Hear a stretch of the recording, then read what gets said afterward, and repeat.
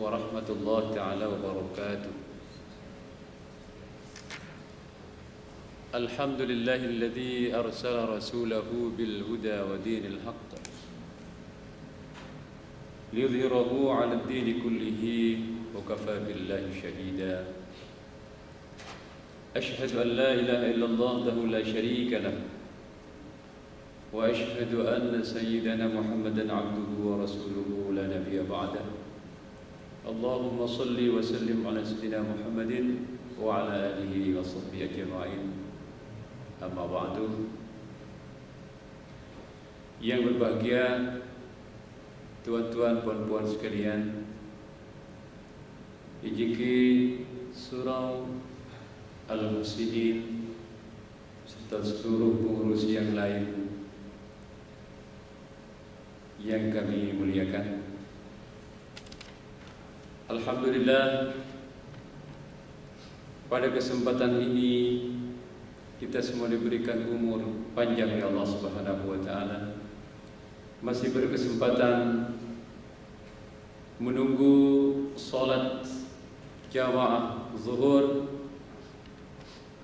yang mana ini adalah merupakan keperluan kita.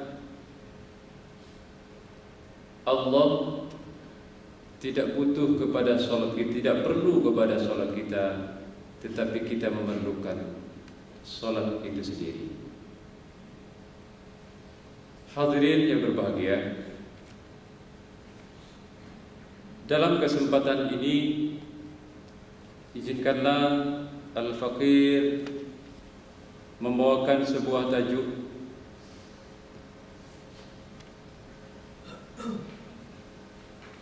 mengapa andaikan si mayat diberi peluang untuk hidup di dunia ini akan memilih bersedekah.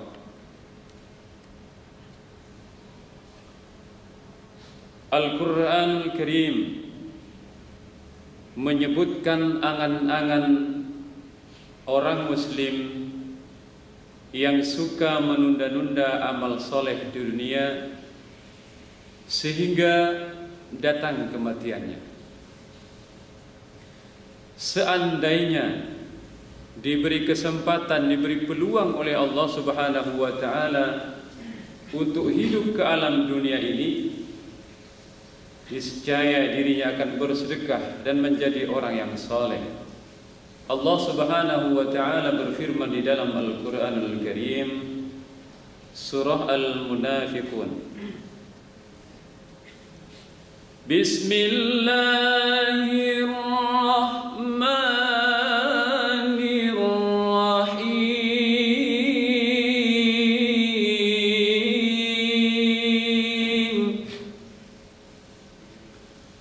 Wa anfiqu mimma razaqnakum min qabli an ya'tiya ahadakumul maut.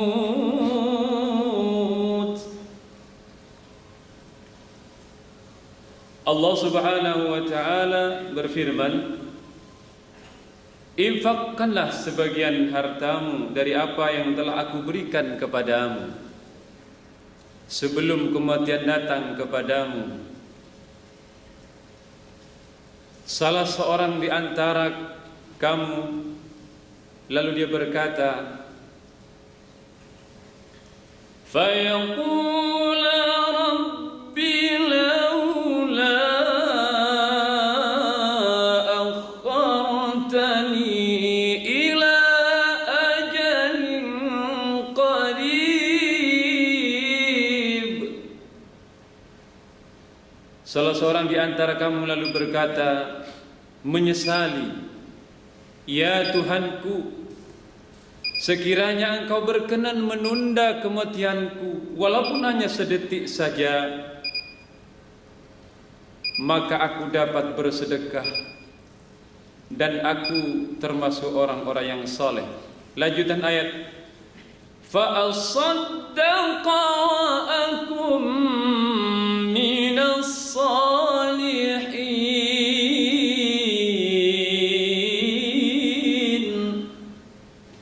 aku akan bersedekah, maka aku akan bersedekah dan menjadi orang yang soleh. Hadirin berbahagia, mengapa sekiranya manusia yang telah wafat meninggal di dunia ini memilih untuk bersedekah?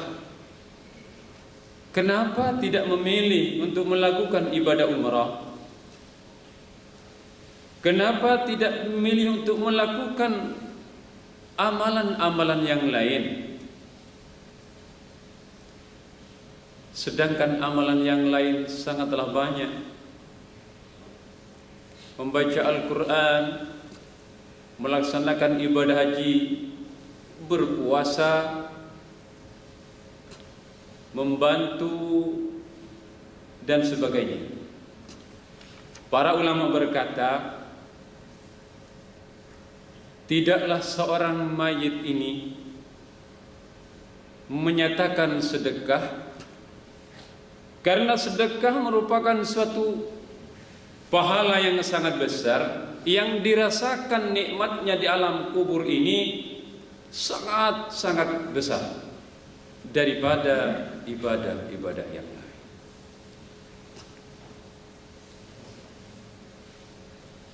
Karena sedekah ini adalah merupakan pembuktian daripada keimanan kita. Rasulullah sallallahu alaihi wasallam bersabda, "Was-shadaqatu burhanun." Sedekah adalah bukti. As-shadaqatu sidqu imanihi. Sedekah adalah merupakan bukti dari keimanan kita. Sedekah bisa dilakukan kapan saja. Ibadah haji masih menunggu peluang untuk mampu punya biaya besar. Zakat ada waktu tertentu. Sedangkan sedekah dimanapun kapanpun, hanya saja kita yang susah untuk melakukan. Di dalam ayat lain Allah Subhanahu wa taala berfirman, "Wasari'u ila maghfiratin min rabbikum wa jannah." Wasari'u ila maghfiratin min rabbikum wa jannah. Bersegeralah kalian untuk mencari ampunan dari Tuhanmu. Wa jannatin arduha as-samawati wal ard, dan bersegeralah kalian semua mencari ridha Allah untuk masuk ke dalam surganya, yang mana surga itu seluas langit dan bumi. Uiddat lil muttaqin. Surga itu hanya disediakan bagi orang-orang yang bertakwa. Siapa mereka orang muttaqin? Alladzina yunfiquna fis sarra. Mereka orang-orang yang menginfakkan hartanya di saat mereka sedang lapang, wad-dharra, di saat mereka sempit, di saat mereka tidak berkemampuan. Mereka disesuaikan dengan setakat yang mereka mampu. Itulah orang-orang muttaqin. Oleh karena itu, keimanan kita harus dibuktikan dengan sedekah. Ketakwaan kita harus dibuktikan dengan sedekah. Oleh karena itu, andai saja si mayat ini diberi peluang oleh Allah Subhanahu wa taala untuk hidup ke alam dunia, walaupun hanya sedetik saja, maka mereka akan memilih untuk bersedekah. Sebagaimana yang telah kami ungkapkan tadi, pembuktian dari firman ayat-ayat Allah Subhanahu wa taala. Tuan-tuan sekalian yang dirahmati Allah Subhanahu wa taala, sedekah dapat memberikan pelakunya, dapat memberikan kepada pembantunya selamat dari panasnya api neraka, dari panasnya siksa kubur. Rasulullah sallallahu alaihi wasallam bersabda, "Inna sadaqata la tudfi'u an ahliha harral kubur." Di dalam kubur yang sangat sempit dan sangat kecil sekali, tentulah panas dan sekalian. Panas dan sejuknya alam kubur ditentukan oleh amal ibadah kita. Kalau di dunia kita masih bisa memilih, panas di luar, masuk ke dalam surau, sudah terasa sejuknya. Tetapi apabila kita sudah masuk ke dalam kubur, kemana kita nak memilih? Di mana kita nak mencari tempat untuk berteduh? Di mana kita nak mencari tempat, memilih tempat? Sekiranya kita selamat dari panasnya alam kubur. Oleh karena itu, kita diberi peluang oleh Allah Subhanahu wa taala selama hayat di kandung badan untuk senantiasa bersedekah, walaupun hanya sedikit, tetapi sedekah itu akan memberikan kepada kita,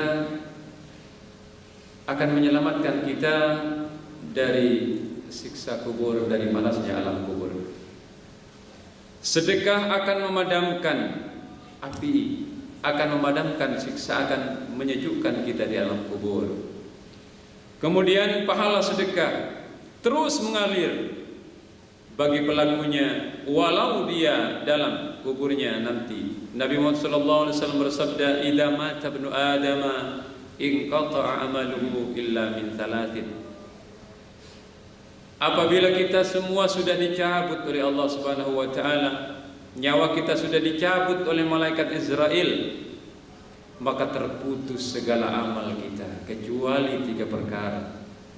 Yang pertama, sedekah jariyah, sedekah jariyah, sedekah yang kita infakkan kepada masjid-masjid, surau-surau, kepada panti asuhan, kita berikan kepada mereka yang memerlukan bantuan, maka itu merupakan sedekah jariyah yang nantinya akan terus mengalir kepada kita walaupun kita sudah istirahat di dalam alam kubur.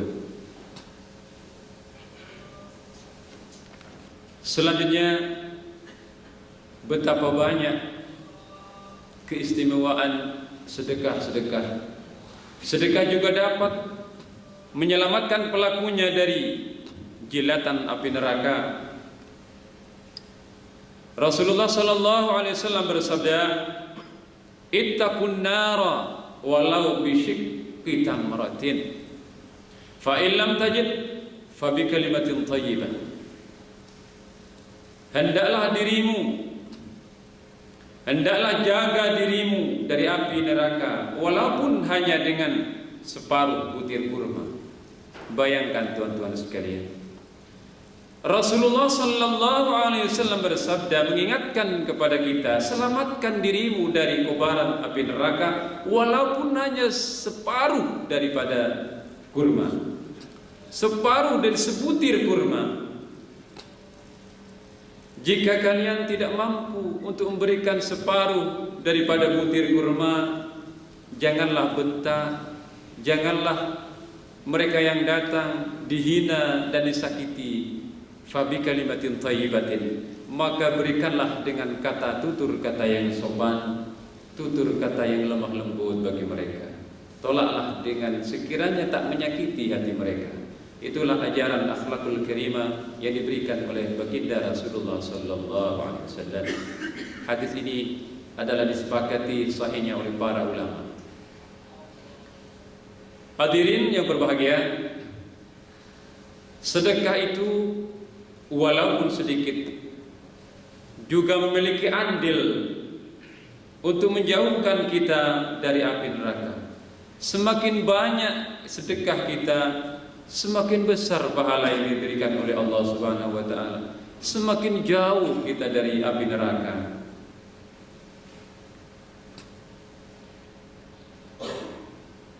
Kemudian di antara juga pahala pahala sedekah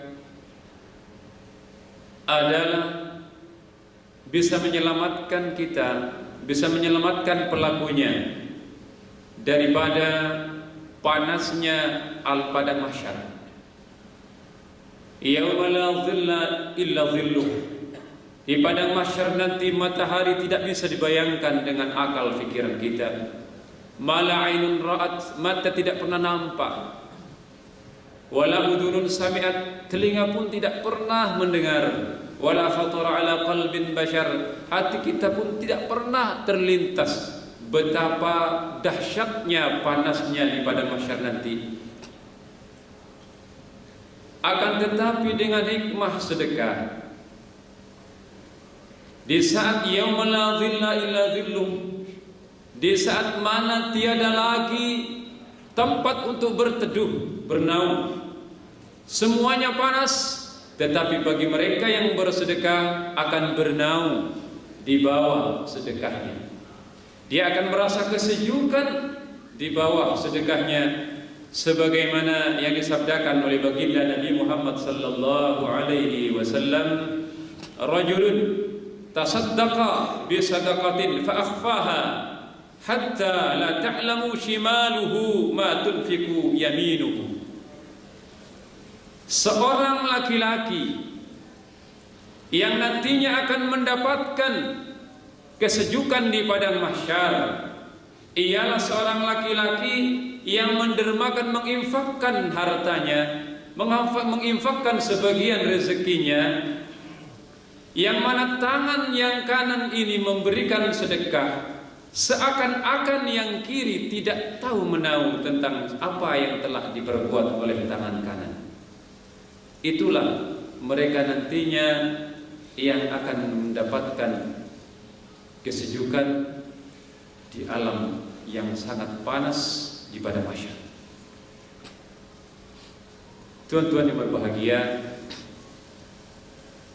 mumpung kita masih diberi peluang, mumpung kita masih diberi kesempatan untuk menghirup udara segar, mumpung kita masih diberi peluang untuk banyak beramal soleh sebelum penyesalan itu terjadi.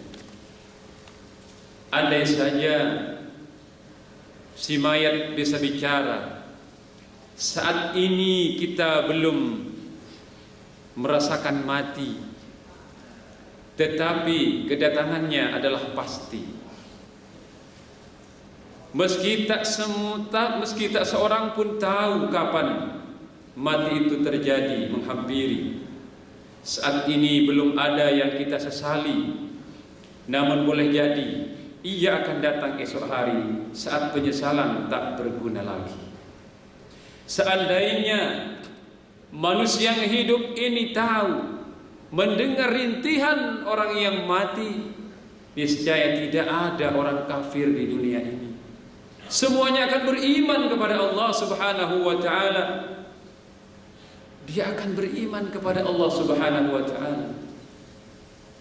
Hadirin yang berbahagia, tuan-tuan sekalian yang berbahagia.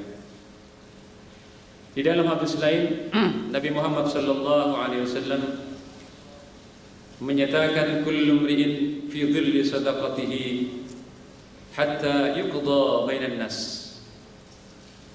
Semua orang, seseorang nanti, setiap masing-masing pribadi, individu nanti di padang mahsyar, dia akan bernaung.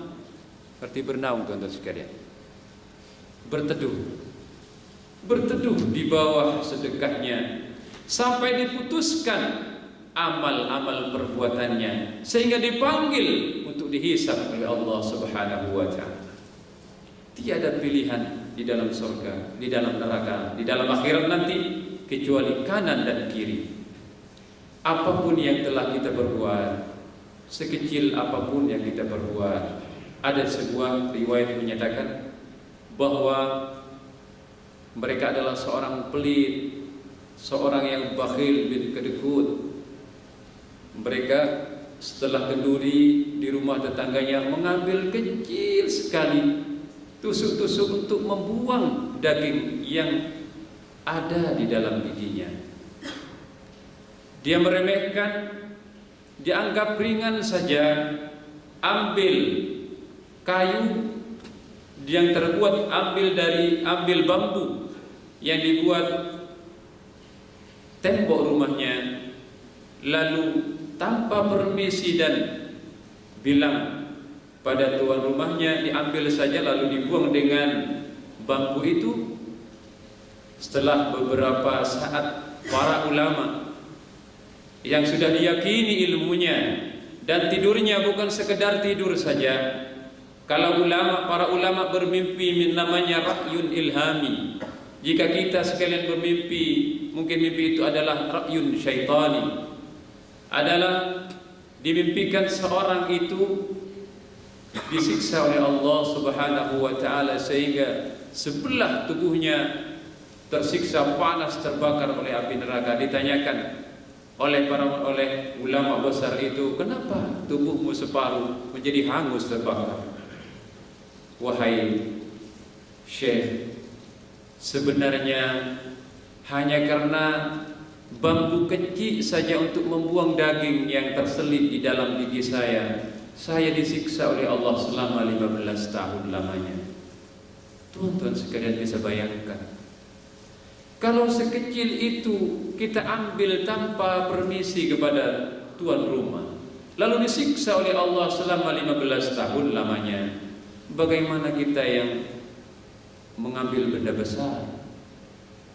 Oleh karena itu kata Nabi, ittaqun nara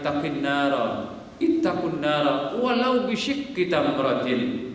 Takutlah kalian kepada siksaan, kepada panasnya api neraka, walaupun hanya kamu bersedekah dengan separuh biji kurma, separuh daripada kurma. Tuan-tuan yang berbahagia,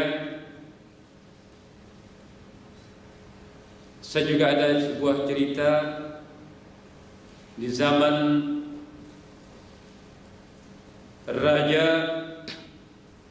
Iskandar Dzulqarnain. Di saat beliau sakit, beliau berwasiat kepada jenderal-jenderalnya. Dia berkata, wahai jenderal-jenderalku, jika aku nanti meninggalkan dunia yang fana ini, tolong semua dokter-dokter yang pakar kumpulkan datang ke sini, suruh menggotong saya, suruh memikul keranda saya. Dokter-dokter yang pakar, panggil semuanya, datangkan ke tempatku ini, suruh pikul saya ke tempat pemakaman saya. Kemudian wasiat yang kedua, wahai jenderal-jenderalku, di saat aku wafat nanti, tolong semua harta bendaku yang aku peroleh dengan peras keringat banting tulang, dengan kekuasaan dan peras otak saya, baik itu berupa emas, berlian, permata, uang, taburkan di sepanjang jalan pemakaman saya. Dan yang ketiga, wasiat beliau, biarkan tanganku terkulai, terlepas di dalam keranda, jangan diikat. Dapat beberapa hari kemudian, Iskandar Dzulqarnain, seorang raja yang terkenal di masa itu, wafatlah beliau. Semua jenderal pusing, heboh. Kenapa Iskandar Dzulqarnain berbuat semacam ini? Dia hanya bilang kepada anaknya, lalu anaknya menjelaskan, ayahku berwasiat dengan wasiat yang pertama, bahwa dokter-dokter disuruh kumpul semua dan memikul keranda mayatnya. Tujuan ayah saya adalah, siapapun dokter di dunia ini, dengan keahlian bagaimanapun dia, ilmu yang didapat yang diberikan Allah kepadanya, kalau sudah sampai saatnya meninggal, maka dokter tidak bisa mengobati lagi. idza jaa ajaluhum la yastakhiruna sa'atan wa la yastaqdimun. Kalau saatnya ajal telah tiba, tidak bisa dimajukan dan tidak bisa dibuat mundur. Saatnya kita wafat, disitulah kita wafat. Saatnya kita diambil oleh malaikat Israel pencabut nyawa, disitulah kita akan meninggal. Baik dalam keadaan berjalan, baik dalam keadaan tidur, baik dalam keadaan naik kereta, baik dalam keadaan berceramah, baik dalam keadaan bagaimanapun. Kalau sudah sampai masanya, disitulah kita akan menghadap Allah Subhanahu wa ta'ala.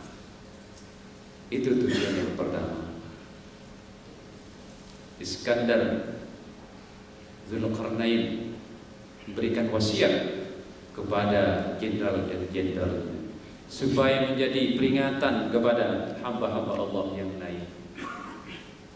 Begitu bijaksananya beliau, sampai wafat pun beliau memberikan teladan kepada rakyatnya.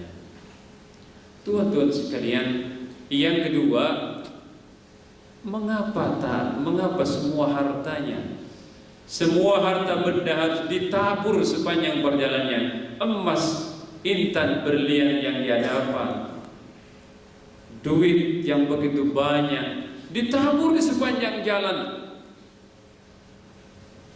Hikmah yang bisa diambil, kata anaknya, ayah saya berwasiat semacam itu agar mereka tahu bahwa harta benda yang kita raih selama ini, selain yang diinfakkan, didermakan di jalan Allah, selain yang kita berikan kepada orang yang memerlukan, mereka harta itu akan ditinggalkan begitu saja. Emas yang kita tumpuk-tumpuk selama ini, harta yang kita kumpulkan bertriliun-triliun di bank kita, kemudian istri-istri cantik yang mendampingi kita, anak-anak kesayangan kita, semuanya ditinggalkan begitu saja.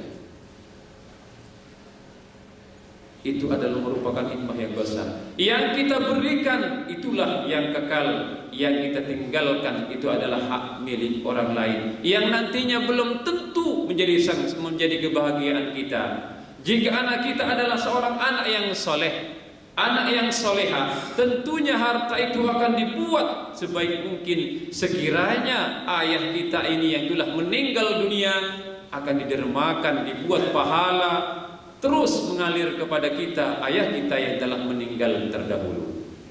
Tetapi jika anak kita menjadi anak yang zalim, na'udzubillah summa na'udzubillah, harta benda yang kita tinggalkan di dunia ini justru menjadi malapetaka buat kita, bukan menjadikan pahala kita yang sudah meninggal dunia, orang yang berbahagia di belakang, tetapi kita yang disiksa dan dipertanggungjawabkan oleh Allah Subhanahu wa ta'ala. Tuan-tuan sekalian dirahmati Allah Subhanahu wa ta'ala, itu pelajaran yang kedua, kebijaksanaan Iskandar Dzulqarnain. Yang ketiga, tangannya dibiarkan terulai, terlepas bebas. Apa maksud dan tujuannya? Anaknya berkata, menjelaskan kepada seluruh rakyatnya, ketahuilah bahwa ayahku tangannya disuruh jangan diikat, jangan dilepas, agar memberikan contoh dan bukti peringatan kepada seluruh rakyatnya dan hamba Allah yang hidup di masa itu, bahwa kita lahir ke dunia tanpa membawa bekal apa-apa, tiada berpakaian, tiada membawa makanan, tiada membawa selembar kain pun menutupi kita.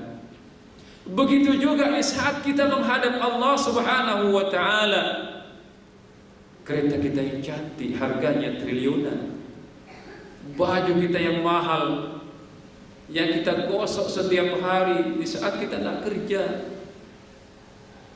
rumah yang bertingkat, semuanya itu adalah akan ditinggalkan. Kita menghadap Allah dengan tangan kosong. Apa yang kita bawa? yang kita bawa adalah amal soleh kita, sedekah kita, yang dijelaskan oleh Allah Subhanahu wa taala di dalam Al-Qur'anul Karim yang telah kami baca. Seandainya kita mati ini, setelah kita wafat di dunia ini, diberi peluang oleh Allah Subhanahu wa taala untuk hidup dan kembali ke dunia walaupun hanya 1 detik, maka dia akan memilih untuk bersedekah. Karena apa? Betapa besar pertanyaan Allah, pertanggungjawaban kita kepada Allah. Dunia yang sangat banyak ini. Ada cerita menarik teman-teman sekalian. Mungkin ini sebuah cerita yang mana ada seorang kaya punya harta bertriliunan, di bank sudah tak muat, di rumah pun sudah banyak, tetapi dia adalah pelit, bakhil dan kedekut, tak mampus. Akhirnya pada suatu saat dia bilang kepada anaknya, "Nak, jika saya nanti meninggal dunia, tolong saya di dalam kubur dijaga oleh Sukariti agar saya selamat dari malaikat mungkar dan nakir. Berikan harta saya, separuh harta saya 1 triliun itu berikan kepadanya, suruh jaga saya di dalam alam kubur. Apabila ada malaikat nak pukul saya, pukul saja malaikat itu." Dia kira bisa dengan uang itu dia selamat dari pukulan malaikat mungkar dan nakir. Keimanannya kosong, dibutakan dengan harta dan dunia. Peduli akhirat tiada sama sekali, nol. Karena keimanannya tidak ada. Dia tidak mau bersedekah karena keimanan adalah cermin daripada sedekah, adalah cermin daripada keimanan kita, cermin pembuktian daripada ketakwaan kita. Akhirnya anaknya bilang, "Baik ayahanda, yang 1 triliun itu akan saya berikan kepada Sukariti yang boleh menemani ayah di dalam kubur." Lalu cari ke tempat manapun dia, dicari sampai akhirnya orang tak ada yang nak. Dicari kat KLCC tak ada yang nak. "Nak jadi Sukariti ayah saya, 1 triliun boleh?" "Ya, tak nak lah." "Kerjanya apa?" "Jadi penjaga ayah saya dalam kubur." "Aduh, saya tak nak lah, takutlah." Jalan ia ke sana kemari, akhirnya dapatlah dia seorang petugas pencari kayu bakar. Seorang pencari kayu bakar ditanyakan, "Pak tua, boleh tak? Atau boleh tak? Atau kerja 1 minggu saja bertugas di dalam kuburan orang tua saya, menjaga malaikat mungkar dan nakir. Gajinya 1 triliun." "Oh, boleh.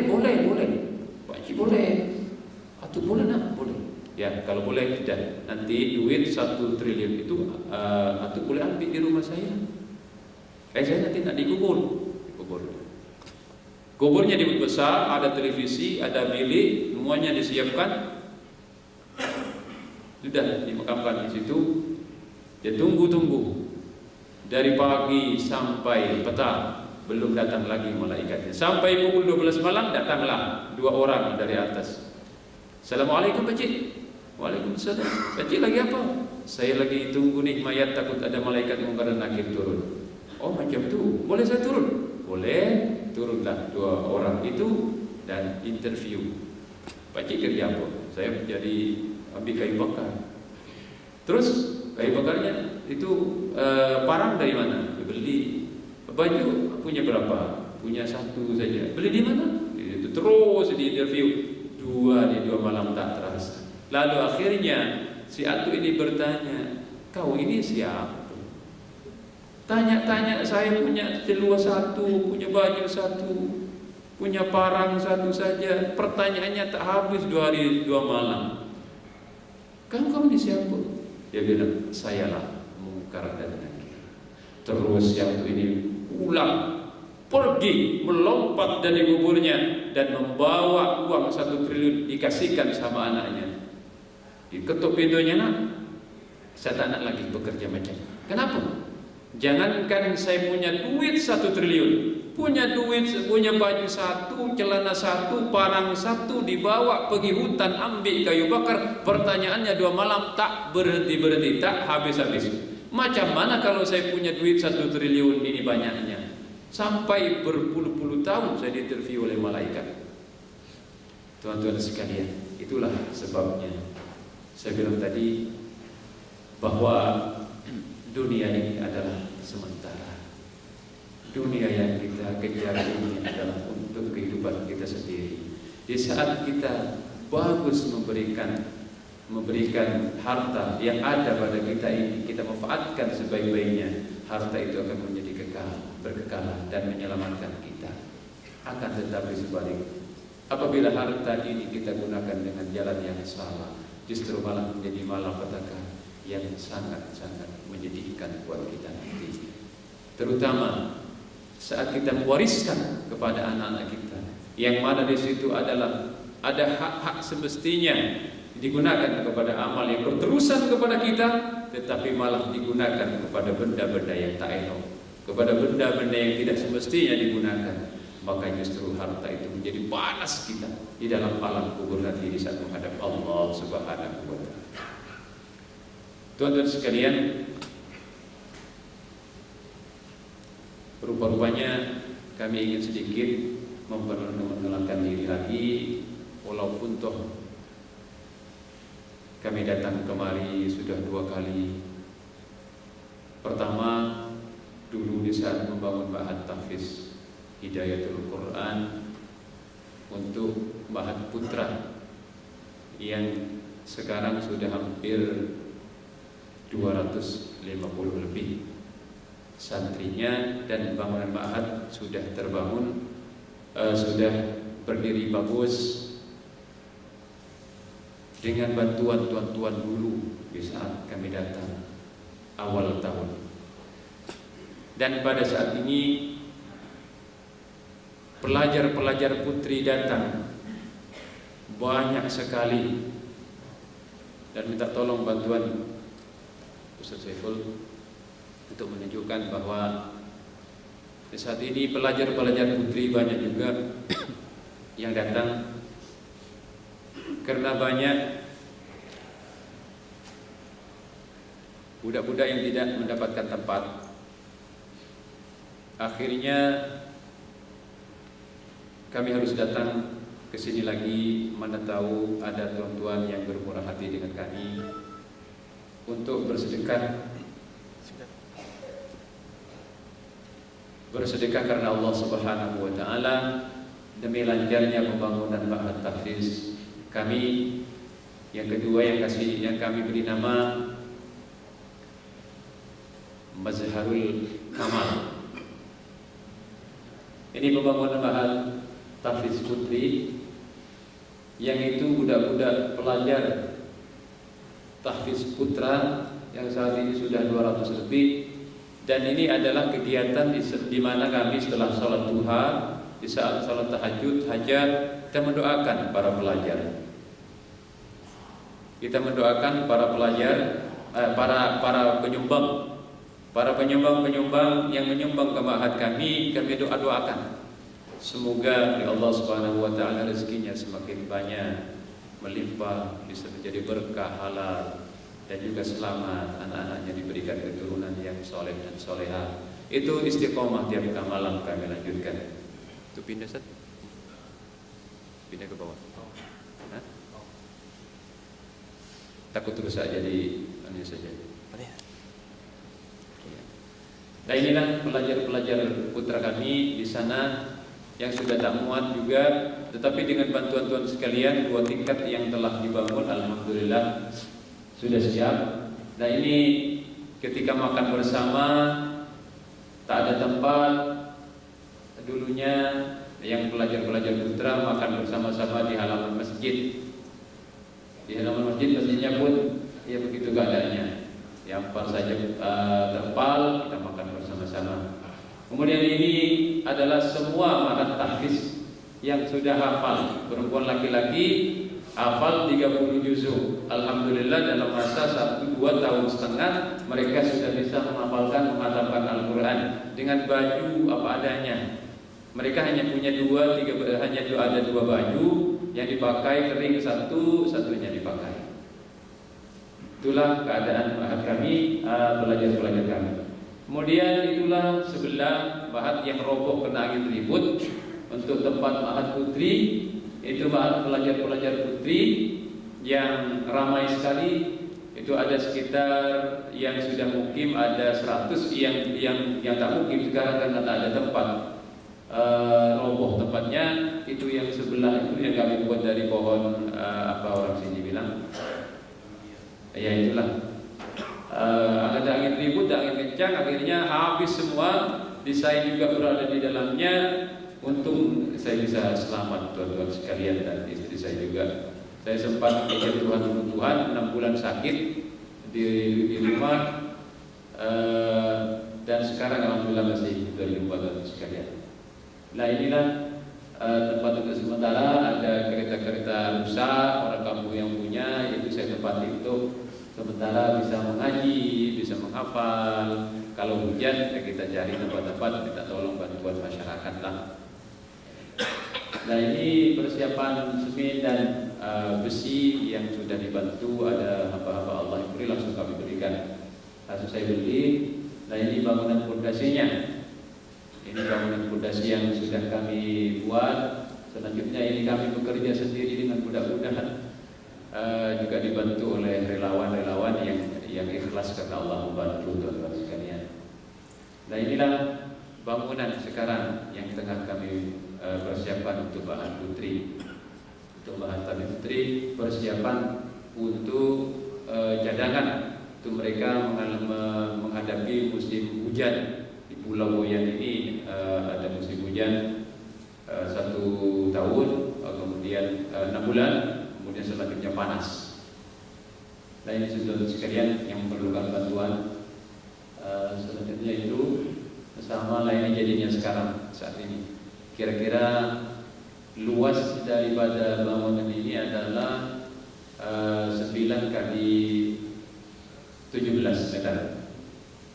Memerlukan bantuan 60.000 lagi. Insya Allah siap semuanya, tuntas tahun ini. Kalau kami di sini nanti dapat berapa, nanti kami langsung buatan sampai di Pulau Boyan.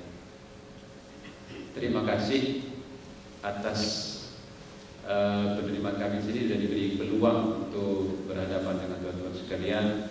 Dan kami nanti juga ada yang bantu banyak atau sedikit. Kami terus sudah doakan dengan budak-budak tahfiz kami di Pulau Boyan, yang kami sudah mengeluarkan 50 budak tahfiz. Setiap tahun 50 budak tahfiz yang sudah hafal Al-Quran dari juz 1 sampai 30. Mulai dari umur 5 tahun sampai 25 tahun. Demikian yang dapat kami sampaikan kepada akhina fillah Ustaz Saiful dan Tuan Haji Syamsuddin beserta hadirin sekalian yang berbahagia. Kami ucapkan ribuan terima kasih. Kami tadi tidak boleh membalas apa-apa atas kebaikan tuan-tuan sekalian. Hanya Allah jualah yang dapat membantu dan menolong tuan-tuan semuanya. Kami terus doakan semua penyumbang yang hadir di sini, tidak tersebut satu-satunya, yang jelas apa yang telah Tuhan berikan itulah sangat terbaik buat kami. Sedikit banyak itu sangat bermanfaat buat kami. Akhirnya Allahul muwaffiq ila aqwamit thoriq. Wassalamualaikum warahmatullahi wabarakatuh.